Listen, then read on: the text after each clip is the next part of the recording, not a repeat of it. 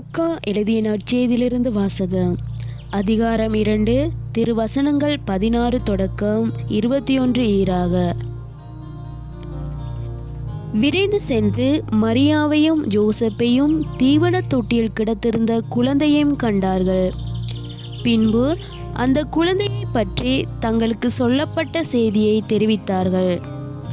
அதை கேட்ட யாவரும் இடையர்கள் தங்களுக்கு சொன்னவற்றை குறித்து வியப்படைந்தனர். ஆனால் மரியா இந்நிகழ்ச்சியெல்லாம் தம் உள்ளத்தில் இருத்தி சிந்தித்து கொண்டிருந்தார்.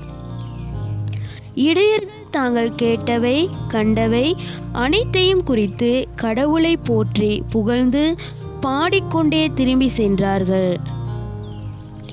அவர்களுக்கு சொல்லப்பட்டவாறு எல்லாம் நிகழ்ந்திருந்தது. குழந்தைக்கு விருத்த சேதனம் செய்ய வேண்டிய 8ஆம் நாள் வந்தது. தாயின் வயிற்றில் உருவாகும் முன்பே வானதூதர் சொல்லியிருந்தவாறு அதற்கு இயேசு என்று பெயரிட்டார்கள். இது வாழ்வு தரும் இயேசு கிறிஸ்துவின் நற்செய்தி. கிறிஸ்துவே உமக்கு புகழ்.